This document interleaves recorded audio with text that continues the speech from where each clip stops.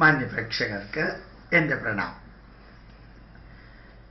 ചില വ്യക്തികൾ എന്നോട് ചോദിച്ചിരുന്നു, അടുത്ത കാലത്ത് പ്രഭാഷണ യാത്ര നടത്തുന്ന വേളയിൽ ഇന്ന് വിശ്വാസവും അന്ധവിശ്വാസവും തമ്മിലുള്ള വ്യത്യാസം മനസ്സിലാക്കാൻ വളരെ ബുദ്ധിമുട്ടാണ്.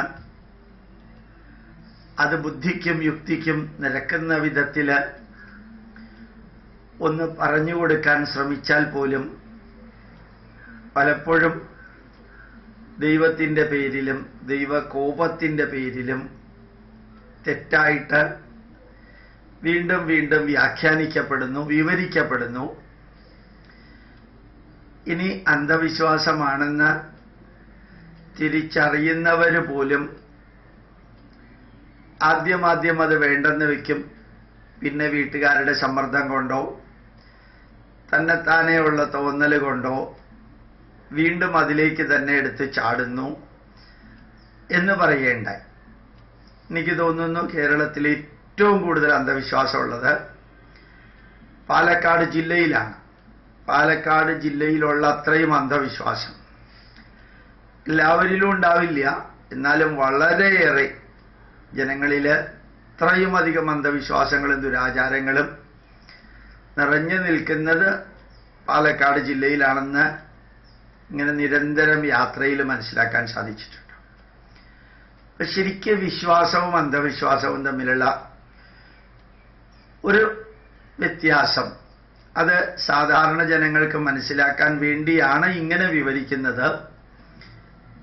കുറെ കൂടി അത് അഗാധമായിട്ട് വിവരിച്ചാലേ ഉൾക്കൊള്ളാൻ സാധിക്കുള്ളൂ. നല്ല രീതിയിലും പൂർണ്ണമായിട്ടും ഉൾക്കൊള്ളണമെങ്കിൽ വിവരിക്കണം.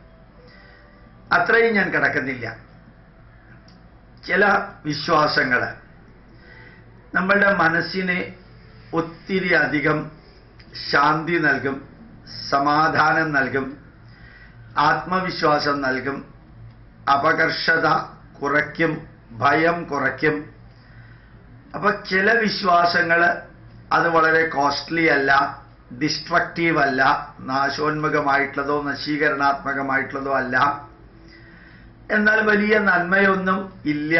പക്ഷേ മനസ്സിന് ശാന്തിയും സമാധാനവും നിർഭയത്വവും ആത്മവിശ്വാസവുമെല്ലാം നൽകുന്ന ചില വിശ്വാസങ്ങളുണ്ട്.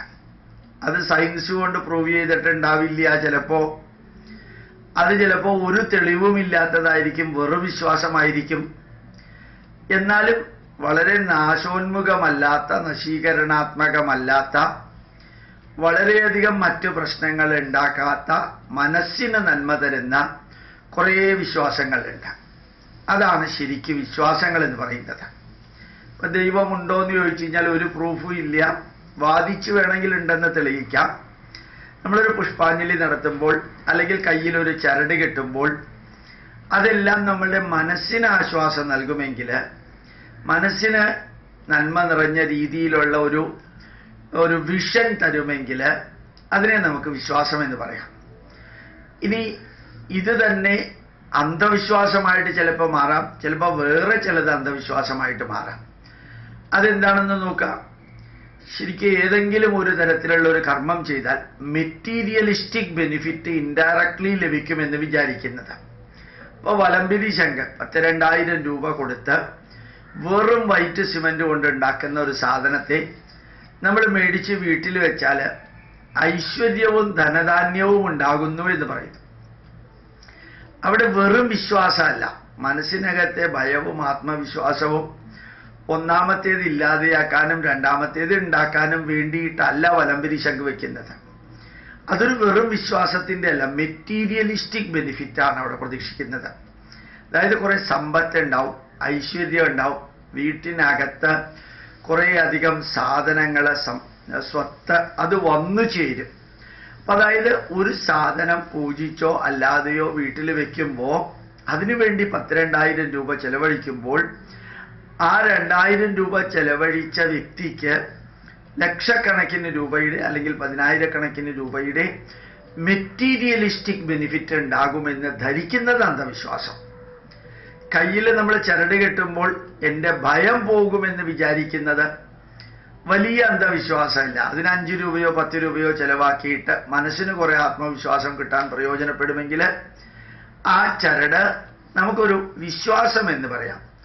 അതേ സമയത്ത് ധനാകർഷണ ഭൈരവയന്ത്രം എന്നും പറഞ്ഞുകൊണ്ട് 10,000-5,000 രൂപ വരെയും ചെലവഴിച്ച് ഒരു കൂടുണ്ടാക്കി അത് കയ്യിൽ കെട്ടി നടക്കുമ്പോൾ എനിക്ക് ഈ ഇന്ന് വരെയും പെർ ഡേ 200, 300, 500 രൂപ കിട്ടിയിരുന്നത് ഈ കയ്യിൽ കൂട് അല്ലെങ്കിൽ ധനാകർഷണ ഭൈരവ യന്ത്രം കെട്ടി കഴിയുമ്പോൾ അത് 5,000-ഉം 10,000-ഉം രൂപയായിട്ട് എനിക്ക് വരും, മെറ്റീരിയലിസ്റ്റിക് ആയിട്ട് എനിക്ക് ബെനിഫിറ്റ് കിട്ടുമെന്ന് ധരിക്കുന്നത് അന്ധവിശ്വാസം. ഇപ്പം മേരു യന്ത്രമാണെങ്കിലും അതിനു വേണ്ടിയിട്ട് 10,000, 2,000, 3,000 രൂപ വെച്ച് കഴിഞ്ഞാൽ ഐശ്വര്യം ഉണ്ടാവും എന്ന് പറയുന്നത് മെറ്റീരിയലിസ്റ്റിക് ബെനിഫിറ്റിലാണെങ്കിൽ അത് അന്ധവിശ്വാസമാണ്. ഈ സാധനങ്ങൾക്കൊന്നും നമുക്ക് ദ്രവ്യാത്മകമായ മെറ്റീരിയലിസ്റ്റിക് ആയിട്ടുള്ള സപ്പോർട്ട് ലഭിക്കാൻ വേണ്ടിയിട്ടുള്ള സപ്പോർട്ട് തരാൻ സാധിക്കില്ല. അത് ഉറപ്പാണ്. അത് നമ്മളുടെ പ്രവൃത്തി കൊണ്ട് ലഭിക്കേണ്ടതാണ്. പ്രവൃത്തി കൊണ്ട് ലഭിക്കാൻ പാകത്തിന് ആത്മവിശ്വാസം വരുന്ന ഒരു ചരടാണ് കിട്ടിയതെങ്കിൽ, അല്ലെങ്കിൽ ഒരു പ്രാർത്ഥനയാണ് ചെയ്തതെങ്കിൽ, അവിടെ നമ്മളുടെ മനസ്സിനെ പോസിറ്റീവിലേക്ക് കൊണ്ടുപോകുന്ന ഏത് കാര്യവും ഡിസ്ട്രക്റ്റീവ് അല്ലാത്തത്, അതിനെ നമുക്ക് വേണമെങ്കിൽ വിശ്വാസം എന്ന് പറയാം. അതല്ലാതെ നമ്മളിപ്പോൾ ഓരോ തരത്തിൽ ഒരു പ്രത്യേക ദിവസത്തിൽ ജനിച്ച വ്യക്തി, ഇപ്പം മകം പറന്ന മങ്ക, അതില് ആ വ്യക്തിയിൽ കുറേ ഗുണങ്ങൾ ടാഞ്ചിബിൾ പാരാമീറ്ററായിട്ട് ഒബ്സർവേഷനിൽ ഉണ്ടാവുമെന്നൊരു തെറ്റിദ്ധാരണയാണ് അതിനെ അന്ധവിശ്വാസമാക്കുന്നത്. ഏത് നക്ഷത്രത്തിൽ പറഞ്ഞാലും കുറേയൊക്കെ ഗുണങ്ങളും ഉണ്ടാവും, കുറേയൊക്കെ ദോഷങ്ങളും ഉണ്ടാവും. എല്ലാവർക്കും ലോകത്തിൽ കണ്ടകശനിയും ഉണ്ട്, എല്ലാവർക്കും ലോകത്തിൽ ഏഴരശനിയും ഉണ്ട്. ചിലർക്ക് മാത്രമൊന്നുമല്ല, ഈ ലോകത്തിലെ എത്ര ജനങ്ങളുണ്ടോ എല്ലാവർക്കും ഏഴരശനിയും ഉണ്ട്, കണ്ടകശനിയും ഉണ്ട്. അപ്പോ അതുകൊണ്ട് എനിക്ക് ഭയങ്കര നാശം വരും, ഭയങ്കര പ്രശ്നം വരുമെന്ന് ധരിച്ച് അത് മാത്രമാണ് സത്യം എന്ന് വിചാരിച്ചു പോകുന്നത് അന്ധവിശ്വാസം. അതേ സമയത്ത് എനിക്ക് ഏഴരശനിയുണ്ട്, കണ്ടകശനിയുണ്ട്, ഞാനൊന്ന് ശ്രദ്ധിക്കണം, ജീവിതത്തിൽ കെയർഫുൾ ആയിരിക്കണം എന്ന് വിചാരിച്ച് മനസ്സിനെ പോസിറ്റീവിലേക്ക് കൊണ്ടുപോകുമ്പോൾ അത് വിശ്വാസമാണ്. ഏഴരശനി എന്ത് ചെയ്യുന്നോ കണ്ടകശനി എന്ത് ചെയ്യുന്നോ എന്നുള്ളതല്ല, അതുണ്ട് എന്നറിഞ്ഞുകൊണ്ട് കെയർഫുള്ളായിട്ട് ജീവിക്കുന്നത് വിശ്വാസം. എന്ത് പ്രശ്നം വരുമ്പോഴും അത് തന്നെയാണ്, എനിക്ക് ആ പ്രശ്നം വരും, ഈ പ്രശ്നം വരും എന്ന് പറഞ്ഞ് സ്വയം നശീകരണാത്മകമായ രീതിയിൽ ഭയപ്പെട്ട് മാത്രം ജീവിക്കുമ്പോഴാണ് അത് അന്ധവിശ്വാസമാവുന്നത്. ജാതകം നോക്കുന്നത് കൊണ്ട് നമുക്ക് നല്ലൊരു അലയൻസ് കിട്ടി, ഭാഗ്യത്തിനോ അല്ലെങ്കിൽ അവിചാരിതമായിട്ടോ, അത് നല്ലതാണ്. പക്ഷെ ഈ ജാതകം തന്നെയാണ് എല്ലാം. അതുപോലെ തന്നെ വിവാഹത്തിന് ജാതക ചേർച്ച ഇല്ലാതെ യാതൊന്നും നടക്കില്ല എന്ന് ധരിച്ച് അന്ധമായിട്ട് അത് തന്നെയാണ് ജീവിതത്തിന്റെ എല്ലാം എന്ന് ധരിക്കുന്നതാണ് അന്ധവിശ്വാസം. അതിനകത്ത് അനുസരിക്കുന്നു, ഞാൻ ചില എല്ലാം നോക്കുന്നു, അത് നല്ലതാണെങ്കിൽ ഓക്കെ, നല്ലതല്ലെങ്കിലും എന്നെ അത് കൂടുതലായിട്ട് ബാധിക്കാൻ പോകുന്നില്ല എന്നൊരു ആറ്റിറ്റ്യൂഡ് ഉണ്ട് ചിലർക്ക്. എന്തായാലും ഇന്ന സ്ഥലത്ത് പോയപ്പോൾ അയാൾ പറഞ്ഞു, നിങ്ങൾ ചെന്ന് ഒരു പൂജ നടത്താൻ പറഞ്ഞു. ആ പൂജ നടത്തി 51 രൂപയോ 101 രൂപയോ കൊടുത്തു. അതൊരു വലിയ എമൗണ്ട് അല്ല, നശീകരണാത്മകമായിട്ടുള്ള രീതിയിൽ നമ്മുടെ ജീവിതത്തെ തന്നെ താളം തെറ്റിക്കുന്ന എമൗണ്ട് അല്ല 51, 101 രൂപ. പക്ഷെ അത് നടത്തിയത് കൊണ്ട് എനിക്ക് കുറെ സംതൃപ്തിയുണ്ട്, കുടുംബാംഗങ്ങൾക്ക് കുറെ വിശ്വാസമുണ്ട്, കുടുംബാംഗങ്ങളുടെ മനസ്സിൽ കുറെ ആശ്വാസം ഉണ്ടെങ്കിൽ ആ 51, 101 രൂപ കൊണ്ട് മെഡിക്കൽ ഷോപ്പിലോ ആശുപത്രിയിലോ പോയാൽ കിട്ടുന്നതിനേക്കാൾ കൂടുതൽ ക്ഷേത്രത്തിൽ പോകുമ്പോൾ കിട്ടുന്നു എങ്കിൽ അത് വിശ്വാസമാണ്. അവിടെ ഒരുപക്ഷെ സയന്റിഫിക്കലി ഒരു പ്രൂഫും കാണില്ല, ചിലപ്പോൾ ലോജിക്കലി തന്നെ ഒരു പ്രൂഫും കാണില്ല. പക്ഷെ ആ വിശ്വാസം നമ്മളുടെ മനസ്സിനെ നന്മയിലേക്ക് കൊണ്ടുപോകുമെങ്കിൽ, അതിനെ നമ്മൾ അന്ധമായിട്ട് ഫോളോ ചെയ്യുന്നില്ല എങ്കിൽ, അത് ചെയ്തില്ലെങ്കിൽ ദൈവകോപം ഉണ്ടാവും, എൻ്റെ ജീവിതം മുഴുവനും നശിക്കുമെന്ന് അങ്ങനെയൊന്നും വിചാരിക്കുന്നില്ല എങ്കിൽ, നല്ലത് വരികയാണെങ്കിൽ വരട്ടെ, ഞാൻ എൻ്റേതായിട്ടുള്ള രീതിയിൽ ഞാനത് ചെയ്യുന്നു. അതിനത്ര കോസ്റ്റ്ലി അല്ല.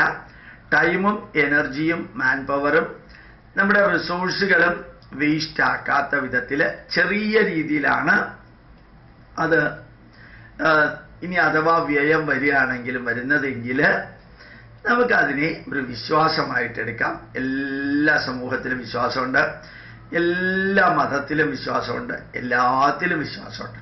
അപ്പം അത് അന്ധമായിട്ടുള്ള ലെവലിലേക്ക് പോകാതിരിക്കണം എന്ന് മാത്രമേ ഉള്ളൂ. നന്മയും തിന്മയും തമ്മിലുള്ള മതിൽക്കെട്ടിന് വളരെ പൊക്കം കുറവാണ്. വേലിക്കെട്ട് വളരെ വീക്കാണ്. നന്മ ഏതാണ് തിന്മ ഏതാണെന്ന് പല കാര്യത്തിലും വ്യക്തമായിട്ട് പറയാനേ സാധിക്കില്ലാത്ത ഒരവസ്ഥയാണ് എല്ലാ കാലഘട്ടത്തിലും എല്ലാ മതത്തിലും എല്ലാ മനുഷ്യർക്കും അഭിമുഖീകരിക്കേണ്ടി വരുന്നത്. എങ്കിലും മനസ്സിന് നന്മ വരുത്താൻ, അത് താൽക്കാലികമോ അല്ലെങ്കിൽ ലോങ് ഡ്യൂറേഷനിലായിട്ടുള്ള സ്ഥിരമായിട്ടുള്ള നന്മ വരുത്താൻ നമ്മൾ ചെയ്യുന്ന കാര്യങ്ങൾക്ക് സയൻറ്റിഫിക് ആയിട്ടുള്ള സപ്പോർട്ട് ഇല്ലെങ്കിലും തന്നെ അത് പ്രയോജനപ്പെടുമെങ്കിൽ അത് വിശ്വാസമാണ്. അത് തന്നെയാണ് ജീവിതത്തെ നയിക്കുന്നതെന്ന് അന്ധമായിട്ട് വിശ്വസിച്ചു പോകുമ്പോഴാണ് ഒരേ വിശ്വാസം തന്നെ അന്ധവിശ്വാസമായിട്ട് മാറുന്നതെന്ന് ഓർമ്മിക്കാൻ സാധിക്കട്ടെ. പ്രണാമം, നമസ്കാരം.